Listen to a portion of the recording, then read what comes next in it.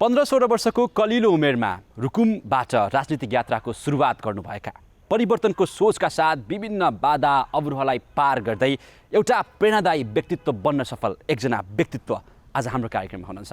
उहाँ हुनुहुन्छ युवा तथा खेलकुद मन्त्री महेश्वरजङ गहतराज अथक। आउनुहोस् उहाँलाई कार्यक्रममा स्वागत गरौँ। सर, स्वागत छ कार्यक्रममा। हजुर, धन्यवाद। सन्चै हुनुहुन्छ? एकदम ठिक छ। सर, तपाईँ 15-16 वर्षको उमेर हुँदादेखि तपाईँ राजनीतिक यात्रामा होमिनुभयो होइन? सानो उमेरमा थिएँ, विद्यालयमा पढ्दै थिएँ। हजुर। र त्यसै बिचमा 43 सालतिर हो पञ्चायतको राष्ट्रिय निर्वाचन भइरहेको थियो। त्यही बेला पद्मरत्न तुलाधर काठमाडौँको उम्मेदवार हुनुहुन्थ्यो, जनपक्षी उम्मेदवार। र उहाँका धेरै सिडी चक्काहरू, खास गरी त्यति बेला रिल भन्थ्यो, टेप रेकर्डमा सुन्ने, त्यो भाषण कता न कता म कहाँ आइपुग्यो। अनि मैले त्यो चक्का पाएँ र मेरो घरमा टेप रेकर्ड थियो। मेरो बाबा बिजनेस गर्ने मानिस हो, किसान हो, व्यापारी हो। अनि त्यो टेप रेकर्डको त्यो भाषण सुनिसकेपछि मलाई अति प्रभावित भएँ र त्यसपछि मैले राजनीतिक यात्रा सुरु होइन, यो व्यवस्था त ठिक। पद्मरत्न तुलाधर, अहिले उहाँ मृत्यु भइसकेका छ। उहाँको भाषण 43 सालको उहाँको भाषणबाट प्रभावित भएर मैले मेरो आफ्नो राजनीतिक यात्रा सुरु गरेको हुँ र त्यो निरन्तर छ है। त्यही त्यो एउटा भाषणले एउटा 15-16 वर्षको एउटा युवा भनौँ या आज टिनेजको एउटा केटोलाई त्यसरी प्रभावित गरिदियो। हो, पहिलो कुरा त समाजमा केही विभेदहरू जो मैले भोगिरहेको थिएँ, बेहोरिरहेको थिएँ, सामाजिक विभेद, जातीय विभेद, वर्गीय विभेद र हामी क्षेत्रीय विभेद समेत, हामी जब सहर बजारमा त्यतिबेला हाट आउन भन्ने हुन्थ्यो, नुन लिन आउँदाखेरि, चामल लिन आउँदाखेरि जे जस्तो व्यवहार हामी बजारहरूबाट अलिकति विकसित भएका ठाउँहरूबाट जो हामी दूरदराजमा जन्मिएकाहरूले अनुभूत गर्थ्यौँ नि, र त्यसपछि समाजमा रहेको व्याप्त सामाजिक विभेद र धनी र गरिबको बिचको विभेद, जातीय विभेद, र यो सोची मलाई यसले मेरो दिमागमा अति भित्रैदेखि त्यो खलिरहेको थियो, यो किन भइरहेको छ, कसले गराएको छ भन्ने थियो। त्यसै बिचमा मेरो दिमागमा जति बेला सानैदेखि त्यो अनुभूत मैले गरिरहेको थिएँ। त्यो मलाई लाग्छ 10-12 वर्षकै उमेरदेखि मैले त्यो अनुभूत गरेँ होला। र त्यस पछाडि जब म त्यही 15-16 वर्षको भएको थिएँ, त्यसपछि मलाई लाग्यो कि त्यो भाषण मेरो लागि मेरो जीवनको एउटा माइलस्टोन हो यहाँसम्म आइपुग्नको लागि। पक्कै पनि है। हो, एउटा भाषण र तपाईँले जातीय विभेदको कुरा पनि गर्नुभयो हैन? जातीय क्षेत्रीय विभेद पनि। त्यतिबेला मैले तपाईँसँग एउटा कुरा भने नि, जब सहरमा आइन्थ्यो हामीले जे बेहोर्थ्यौँ नि, भोग्थ्यौँ नि, यी पाखेहरू भनेर जे भोगिराखेको हुन्थ्यो, त्यो पनि एउटा कारण छ कि सर। त्यो बेलाको जस्तै त्यो चेन्ज ल्याउनलाई होइन अगाडि आएको एकजना केटो आज युवा तथा खेलकुद मन्त्री छ कि, पक्कै पनि धेरैको लागि प्रेरणाको कुरा हो नि त। र तपाईँले आज त्यो विभेद पक्कै पनि त्यो भोगेर आएको मान्छेले आज त्यो विभेद देख्नुहुन्न होला। होइन, म त हमेसा मैले अहिले पनि तपाईँले के बुझ्नुहुन्छ भने पछिल्लोचोटि अलिकति भएको छैन। मैले जहिले पनि मेरो आदर्श है, मेरो प्रेरणा ती मानिसलाई सोध्छु जसले अहिले पनि पिडमा परिरहेका छन्। म तिनीहरू नै रमाउँछु। त्यसैले म उनीहरूको बिचमा सांसद मन्त्रीको रबाब र दबाबमा होइन, उनीहरूको साथी भएर हिँडेको हुनाले मलाई मेरो आफ्नो क्षेत्रमा, मेरो आफ्नो जिल्लामा यहाँ तपाईँले हेर्नुहुन्छ भने साथी ठान्छन् कि मानिसहरूले। जसले आफू हृदयको कुरा उनीहरूले व्यक्त गर्दा साथीसँग हृदयको कुरा व्यक्त हुन्छ। नेतासँग अथवा त्यो शासकहरूसँग के हुन्छ भने औपचारिकताको कुरा मात्रै हुन्छ। त्यसले म आफूलाई के अनुभूत हुन्छ भने मसँग जति मानिसले, आमा बुवाहरूले गाउँमा कुरा गर्नुहुन्छ, उहाँहरू हृदयका कुरा व्यक्त गर्नुहुन्छ, त्यसले म उहाँहरूको साथी भन्ने लाग्छ है। मनको कुराहरू व्यक्त गर्नुहुन्छ भनेपछि मैले भन्न खोजेको कुरा चाहिँ जस्तै त्यो विभेद तपाईँले भोग्नुभयो त्यो बेला, तर आज त भोगिरहनु भएको छैन नि भन्नु। आज त स्वाभाविकले म जुन सङ्घर्ष गरेर यहाँसम्म आएको छु, म कुनै टपक्क तानेर आइएको मानिस होइन। म त मेरो धेरै ठुलो सङ्घर्षको बिचबाट सबै सङ्घर्षमा आफू सफल भएर फेरि, किनकि म गर्न सक्छ, यसले गर्न सक्छ भनेर मैले आफ्नो श्रेष्ठता साबित गरेर म यहाँसम्म आइपुगेको मानिस हो। सर, खास विभेद किन गरिँदो रहेछ सर? तपाईँले अहिले रियलाइज के गर्नुहुन्छ? किनभने तपाईँ त्यति बेला अलिकति गाह्रो परिस्थितिमा हुँदाखेरि मान्छेले एउटा हेपाह प्रविधि भयो, तर आज तपाईँ एउटा मन्त्री भइसके पश्चात मान्छेले त्यो हेपाह प्रविधि छैन भने त यो किन हुँदो रहेछ? विभेद खास किन हुँदो रहेछ? होइन, खास गरी हाम्रो समाजमा जे सामन्ती उत्पादन सम्बन्ध र सांस्कृतिक सामन्तवाद भन्छ, जस्तै सांस्कृतिक रूपले सामन्तवाद जुन रह्यो, जसले अरूलाई हेप्दाखेरि, अरूलाई होच्याउँदाखेरि र अरूभन्दा आफूलाई फरक देखाउँदाखेरि नै उसले के रमाइने, आफू सुपेरियरिटी आफू सर्वोत्कृष्ट भएको अनुभूत गराउने जुन सामन्ती कल्चर हो नि, त्यो कल्चर हाम्रो समाज व्यवस्था त लामो समय हजारौँ वर्षदेखि सामन्तवादी उत्पादन सम्बन्ध, सामन्तवादी कल्चर सांस्कृतिक प्रणालीमा स्थापित भयो नि। त्यसले गर्दाखेरि नै समाजमा विभेदहरू व्यापक हुन थाल्यो के। तपाईँले हाम्रो समाजमा अहिले आएर हो नि त, महिलाहरू भनेको सिर्फ त्यो घरभित्रको काम गर्ने मानिस मात्रै हो, त्यो श्रम गर्ने एउटा घरभित्रको दासी मात्रै हो भन्ने अनुभूत भयो नि। समाजमा जातीय विभेद पनि त्यही रूपले भयो नि। धनी र गरिबको बिचको विभेद पनि भयो। नेपालको कन्डिसनमा हेऱ्यो भने त्यो अरू ठाउँमा पनि हुन्छ। विश्वभरिमै विकसित भनिएका ठाउँहरू र मतलब कम विकसित भनिएका ठाउँहरूको बिचको भेदभाव पनि त विभेद हो। त्यसैले यसले नै के गर्छ भने त्यो उत्पादन सम्बन्धले पैदा गर्ने सांस्कृतिक चेतना हो कि विभेदको मूल कारण भनेको। जब त्यो के हुन्छ भने त्यो शक्तिमा र सम्पन्नतामा गइसकेपछि त्यसको हल पनि हुन्छ। म जति बेला 10 वर्ष सञ्चालन गरेको महान जनयुद्धको इनिसिएटर हो, म पहलकर्ता हो, थालनीकर्ता हो। त्यहाँसम्मबाट यहाँसम्म आइएको छ र त्यति बेला एउटा ठुलो क्रमभङ्गता जरुरी थियो। त्यो क्रमभङ्गता जनयुद्ध नै थियो।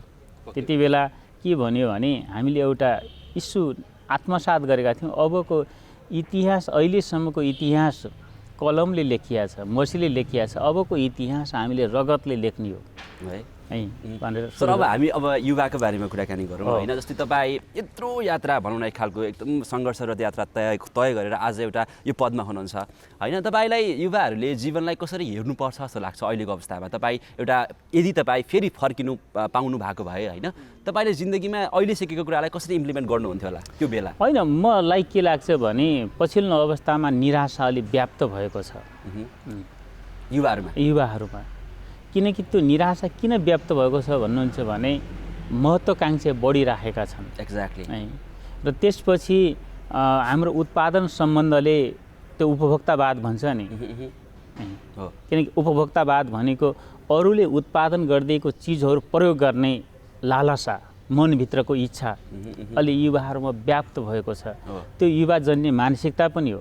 त्यसले गर्दाखेरि अलिकति निराशा छ। त्यसले मेरो भनाइ के छ भने हामी एउटा गन्तव्य निरन्तर हिँड्नुपर्छ। संसारमा जति पनि मानिसहरू सफल भएका छन् नि, तिनीहरू निराश भएका छैनन्। हन्डरता खाएका छन्, तमाम चुनौतीहरू बेहोरेका छन्, ठक्करहरू खाएका छन्, तर उनीहरू निराश हुँदैनन्। सङ्कमलमा मेरो डेरा थियो। त्यो म बिहानै मकै बेच्न आउनुहुन्थ्यो कि सानो ठेलामा मकै गुडाउँदै मकै भन्दै आउनु। अनि त्यसपछि दिउँसो उहाँले घरमा डेलिभरी गरिदिनुहुन्थ्यो माथि चोकमा। अनि साँझ फेरि उहाँ 2-3वटा चोकमा मकै पोल्नुहुन्थ्यो। मैले उहाँलाई एक दिन उहाँसँग मैले सोधेँ, तपाईँले यो काम गर्न लागेको कति भयो आमा भने? उहाँले भन्नु, म 25 वर्ष भयो मैले यो काम गर्न थालेको, मकै बेचिरहेको। मेरो घर कहाँ? मैले काभ्रे हो भन्नुभयो। अनि यसबाट तपाईँले के गर्नुभयो त भने मैले यो 25 वर्षको बिचमा मैले काभ्रेबाट भक्तपुरमा घर बनाएकी छु, मेरो छोराछोरी पढाएको छु, यही गरेको छु बाबु भन्छ। मकै बेचेर भनेपछि यो कुरा बुझ्नु पर्यो कि जुनै कार्य होस्, मतलब एउटा काममा निरन्तरता, जे आफूले एउटा लक्ष्य बनाउनु पर्यो त्यसमा निरन्तरता लाग्नु पर्यो र सक्रियता है। अब अहिलेको निराशा रहित तरिकाले के सक्रियता भनेको जीवन हो र निष्क्रियता भनेको मृत्यु हो भन्छ नि विज्ञानले। पक्कै पनि। त्यसैले सक्रियता कस्तो मिठो इक्जाम्पल के सर हो। मान्छेले एउटा मकै बेचेर घर बनाउन सक्छ, छोराछोरी पढाउन सक्छ, आफ्नो जीवनयापन धान्न सक्छ भने हामी जुनसुकै काम गरेर पनि एउटा राम्रो स्थानमा पुग्न सक्छौँ। बिल्कुल है। त्यसमा पुग्न कस्तो मिठो सकिन्छ। मेसेज, कस्तो मिठो मेसेज। पक्कै पनि धेरै युवाहरूको लागि अति नै प्रेरणादायी हुन्छ जस्तो लाग्छ मलाई यो कुरा होइन। हामी अहिलेको युवा तपाईँले भने जस्तो निराशा छ, महत्त्वाकांक्षी धेरै छ होइन। अनि उहाँहरू चाहिँ कस्तो नै महत्त्वाकांक्षा त्यो परिपूर्ति गर्नको लागि उहाँहरू चाहिँ एउटा बाटोमा हिँडिराख्नुहुन्न क्या। ए कहिले यो बाटो कहिले त्यो बाटो, अलिकति हुन्छ नि कन्फ्युजन धेरै छ जस्तो लाग्छ मलाई युवाहरू होइन। यसरी महत्त्वाकांक्षा कतिको महत्त्वपूर्ण कुरा हो खास? नै महत्त्वाकांक्षी के भने नि महत्त्वाकांक्षी जरुरी कुरा हो त्यो फेरि, किनकि महत्त्वाकांक्षी भनेको इच्छा शक्ति पनि हो। त्यो इच्छा शक्ति भनेको आफैले त्यो इच्छा शक्तिले प्रत्येक मानिसलाई सक्रिय बनाउँछ क्या। हो नि इच्छा शक्ति म यसो हुनुपर्छ, म यसो गर्छु भन्ने महत्त्वाकांक्षी हो। तर मैले भनेको एउटा वे निश्चित गर्नुपर्छ, हो बाटो चाहिँ तय गर्नु, एउटा बाटो तय गर्नै पर्छ। त्यसमा महत्त्वाकांक्षा बरु त्यसमा महत्त्वाकांक्षा हुनु पर्यो। त्यसमा आउने सबै हन्डर ठक्करहरूलाई चुनौतीहरूलाई स्वाभाविकले लिनु पर्यो के। त्यसलाई स्वाभाविकले यो मेरो जिन्दगीको भोगाइ हो, बाटो प्रोसेस होइन। त्यसैले त्यो मेरो एउटा निश्चित प्रोसेस हो यो भन्ने सोच्यो भनेपछि त्यो मानिसहरू सफल हुन्छन्। मैले अहिले युवा साथीहरूलाई भन्ने के छ भने म युवा तथा खेलकुद मन्त्रालयको मूलत म युवाको नेतृत्वमा छु। मैले नेपालका युवाहरूमा 3 थरी ढङ्गले मैले विश्लेषण गरिरहेको छु अहिले। एक थरी युवाहरू सानो उमेरमा सक्सेस भएका छन्, सानो यति राम्रो कि उनीहरू व्यवसाय हिसाबले भन्नुहोस्, पढाइको हिसाबले भन्नुहोस्, अन्य विषयमा सक्सेस भइरहेछन्, सफल भइरहेछन् एक थरी युवाहरू। अर्को थरी युवाहरू देशभित्र केही उपाय देखेन र तिनीहरू बाहिर गएर उनीहरू एउटा राम्रो शिक्षा लिएर आएका छन्। होइन यस्तै काम अर्काको देशमा गर्नुभन्दा आफ्नै देशमा गरेर त गर्न सकिन्छ नि भनेर उनीहरू फेरि एउटा श्रममा उद्यममा फर्केका छन्। र एक थरी युवाहरू फेरि के गरिरहेछ भन्नुहुन्छ भने आफ्नो जीवनदेखि निराश भइरहेछ कि मलाई मेरो बाबुआमाले किन जन्माए, म किन जन्मिएँ, केही पनि सकिँदैन, यहाँ केही पनि ठिक छैन, यहाँको नेता ठिक छैन, यहाँको पोलिटिक्स ठिक छैन, यहाँको शासन सञ्चालन गर्ने मानिसहरू ब्युरोक्र्याट ठिक छैन। ऊ सबै हर पार्टमा के गर्छ निराशा मात्रै देख्छ क्या। सर अब यो कुराहरू त भयो होइन, जस्तै तपाईँ एउटा ठाउँमा हुनुहुन्छ होइन, तपाईँले धेरै युवाहरूको एउटा नेतृत्व गरिरहनु भएको छ। तपाईँले युवाहरूलाई एकदमै प्रोत्साहन गर्नका लागि, युवाहरूलाई अगाडि ल्याउनका लागि कस्तो खालको योजना बनाइरहनु भएको छ? अहिले म खास गरी युवाहरूलाई स्वरोजगार बनाउने मुख्य रूपले सोचिरहेको छु। हजुर। त्यसैले मैले अहिले राज्यको जति पनि कोषहरू छन्, मन्त्रालयहरू मार्फत हुने युवाहरू कहाँ र तल जनतामा पुग्ने जुन स्रोत अथवा बजेटको स्रोत छ त्यसलाई केन्द्रीकृत गरौँ भन्ने छ मेरो। जस्तै युवा स्वरोजगार कोष छ, गरिबी निवारण कोष छ, प्रधानमन्त्री स्वरोजगार कार्यक्रम छ र अन्य मन्त्रालय अन्तर्गत हुने तमाम व्यावसायिक तालिमहरू छन्। त्यो सबैलाई एउटा वन डोर प्रणाली मार्फत एकीकृत गरेर त्यसको एकीकृत सेवा प्रवाह गर्ने आधार बनाऊँ र हामीले उद्यमशील समूहहरू तयार गरौँ।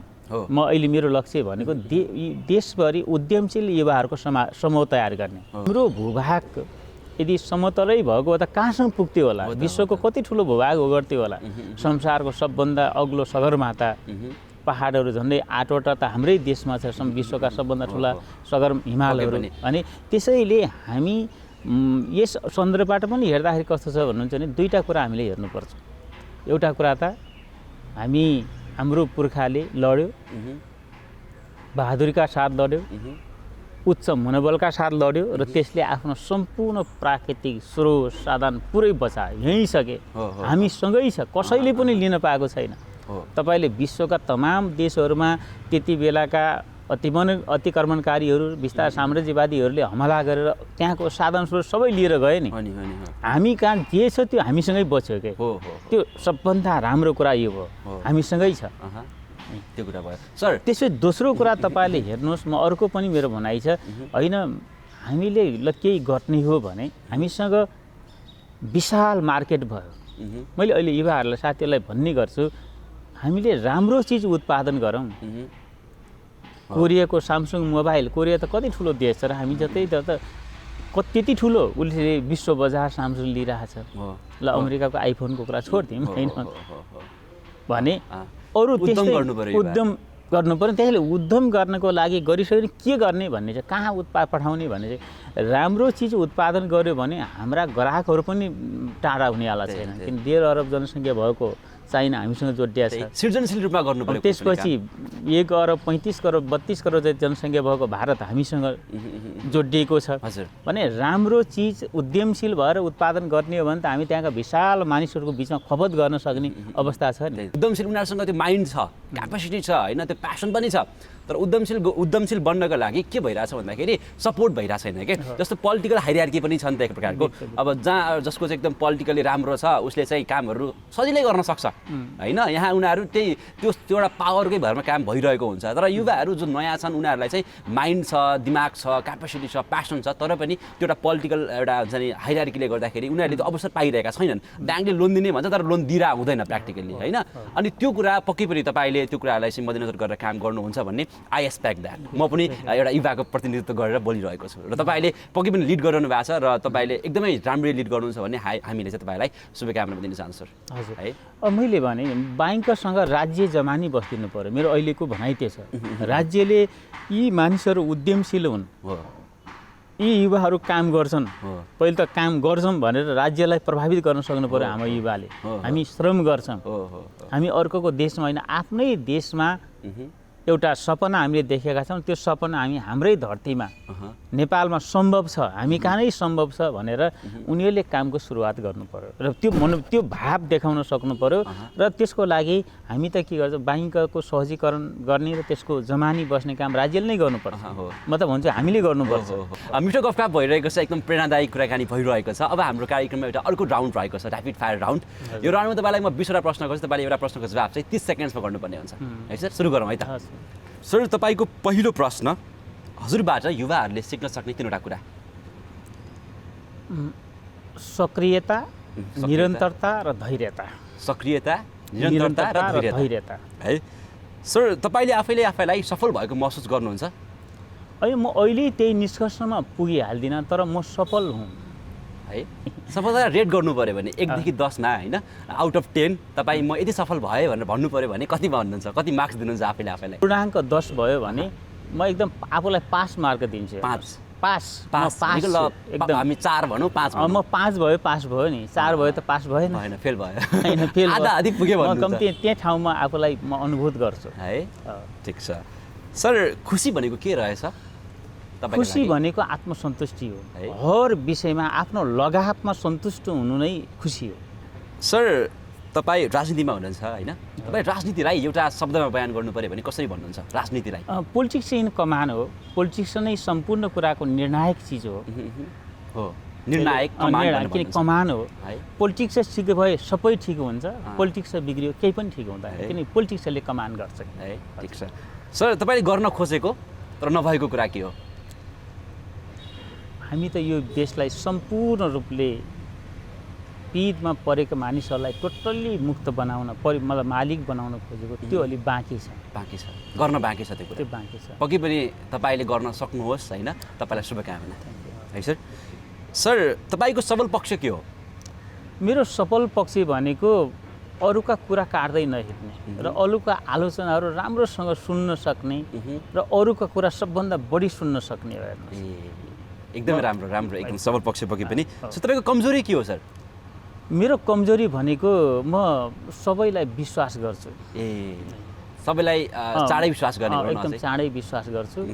मेरो कमजोरी त्यो हो कि भन्ने लाग्छ कहिलेकाहीँ। किन त्यही विश्वास गरेकाहरूले धोका र तिग्रम तमाम गरिराखेका हुन्छन् कहिलेकाहीँ, भन्ने पनि फिलिङ हुन्छ। सर जिन्दगी के रहेछ? What is life? जिन्दगी एउटा सङ्घर्ष हो। हेर्नुहोस्, सङ्घर्ष हो।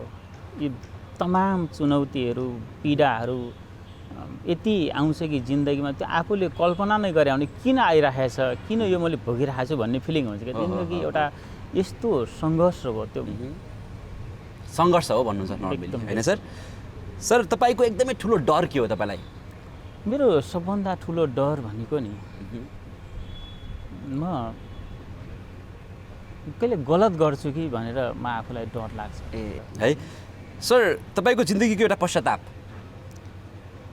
मेरो जिन्दगीको पश्चाताप भनेको कहिलेकाहीँ मैले डिसिजन अलिकति ढिला गर्छु।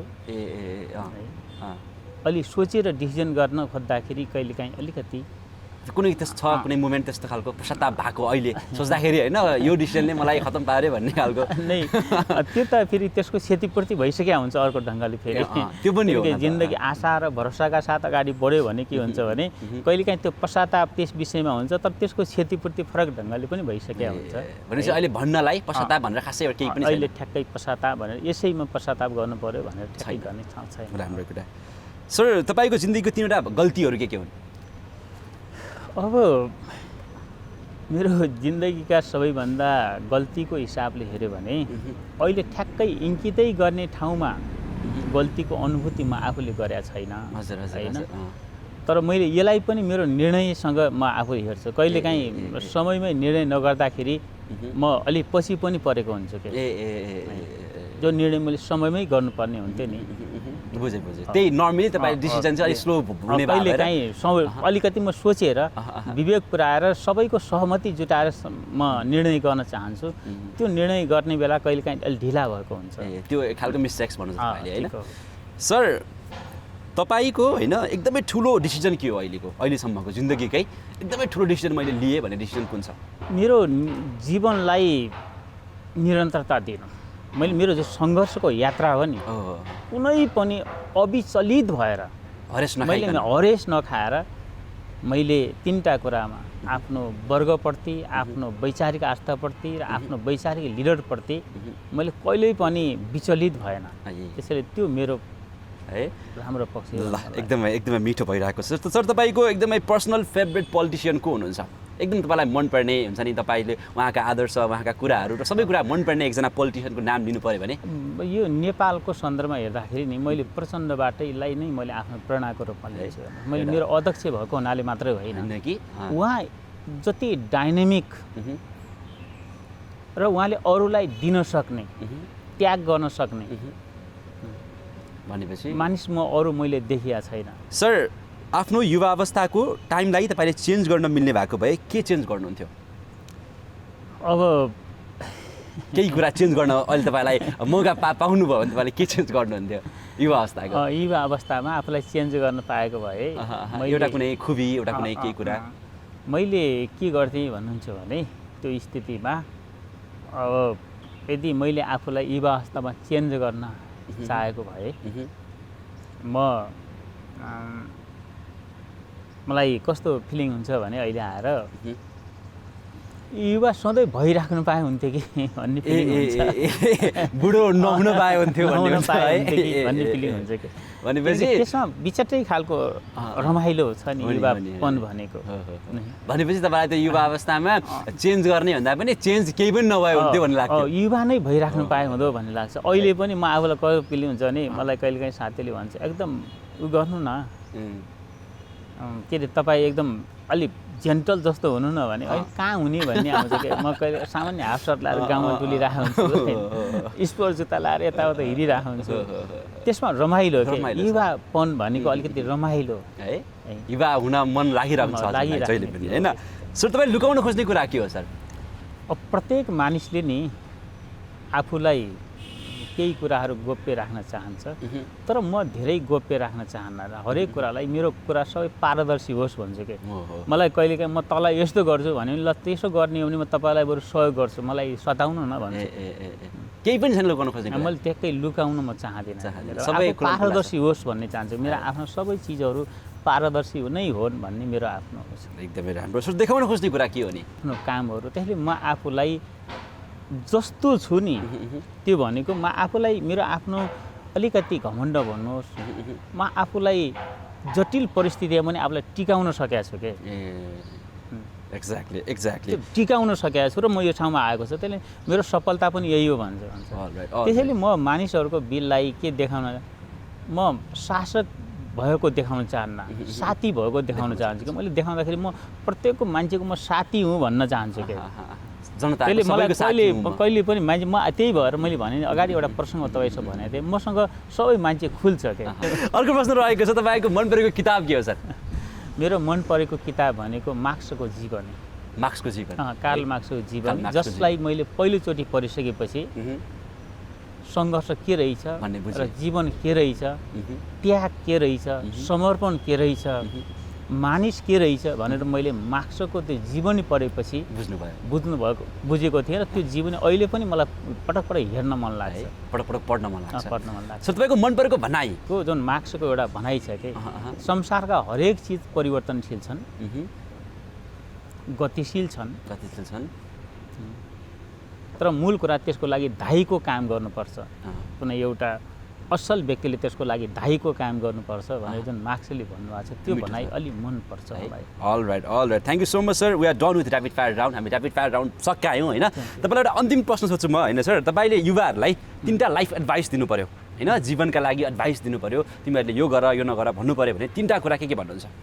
त्यसैले मैले पहिलो कुरा भनेको एउटा युवाले हमेसा आफूलाई के सोध्नुपर्छ भने मैले गलत काम गरेँ भने मैले समाजबाट धेरै समयसम्म अब्जस प्राप्त गर्छु। एउटा वृद्ध भएको मानिसले कुनै समाज गल्ती गर्यो भने उसले के पाउँछ भनेपछि उसले 10 वर्ष 5 वर्ष मात्रै उसले यो खराब हो भनिपुग्ने हो। त्यसले एउटा युवा तपाईँले 16 वर्षको युवाले गल्ती गर्यो भने उसले 70 वर्षसम्म उसले के गर्ने हो भन्दाखेरि ट्याग लाग्छ। त्यसैले युवाहरूले गलत गर्न हुँदैन।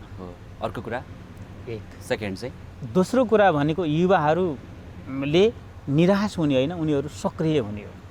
पोजिटिभ सकारात्मकता एकदम सकारात्मक भएर अगाडि बढ्नु पर्यो, ढङ्गले सपना देखेर अगाडि बढ्ने हो। किनकि सपना पुरा हुन्छन् भन्छ नि, मतलब म त भौतिकवादी मान्छे हो, त आँट म पुर्याउँछु भन्छ भगवान्ले भनेर हाम्रो बुढापाकाले भन्छ। त्यसले युवाहरूले आँट्ने हो, त्यो परिस्थिति आइहाल्छ, आँट्ने हो भने आइहाल्छ। म त्यो अनुभूति गर्छु आफ्नो जीवनमा। कुनै पनि कुरा मनबाट चाह्यो भने त्यो युनिभर्सले नै पुरा गर्छ भनेर भनाइ पनि छ। त्यो वातावरण बनिहाल्छ कि आँटेको कुरा त्यो पुगिहाल्छ। तेस्रो कुरा भनेको म अहिले पनि भन्छु, फेरि पनि मैले के दोहोऱ्याउँ भन्दाखेरि महत्त्वकाङ्क्षा राखौँ, तर त्यो महत्त्वकाङ्क्षा पुरा गर्नको लागि सक्रिय नै हौँ, निरन्तरता र सक्रियता, धैर्यता। सबभन्दा ठुलो कुरा भनेको युवाहरूको धैर्यता हो। धैर्य भएन भने मानिस प्रगति गर्न सक्दैन। पक्कै पनि सर एकदम मिठो गफगाफ भयो होइन। धेरै युवाहरूको लागि प्रेरणादायी भयो होला भन्ने मैले अपेक्षा गरेको छु र तपाईँले पनि युवाहरूको लागि अझै धेरै राम्रो कार्यहरू राम्रो कार्यक्रमहरू ल्याउनुहुन्छ भन्ने पनि मैले एउटा अपेक्षा गरिरहेको छु। सर तपाईँ यस्तो व्यस्तताका बावजुद पनि हामीलाई समय दिनुभयो, थ्याङ्क यू सो मच यसको लागि। धन्यवाद। युवा जन्य मानसिकताको विषयमा कुरा राख्ने अवस्था दिनुभयो, त्यो अवसर मिल्यो। आगामी दिनमा पनि बसौँला, यसलाई धन्यवाद। हस्, thank you so much sir. Thank you. All right, हामी समक्ष हुनुहुन्थ्यो युवा तथा खेलकुद मन्त्री महेश्वर जङ गहतराज। पक्कै पनि उहाँसँग मिठो गफगाफ भयो। उहाँले धेरै युवाहरूलाई प्रेरणादायी कुराहरू गर्नुभयो र पक्कै पनि उहाँ पनि युवाको नेतृत्व गरिरहेकै कारण उहाँले पनि युवालाई एकदमै सकारात्मकता र युवालाई चाहिने खालका कार्यक्रमहरू ल्याउनुहुन्छ भन्ने अपेक्षाका साथ हामी उहाँले विभिन्न कुराहरू पनि गर्नुभयो। पक्कै पनि कार्यक्रम एकदमै प्रेरणादायी रह्यो। आजको लागि भने म प्रमोद लगायत एनटिभी कोहलपुर इन्टायर टिम बिदा माग्ने बेला भइसकेको छ। Stay happy, stay motivated and stay passionate. By.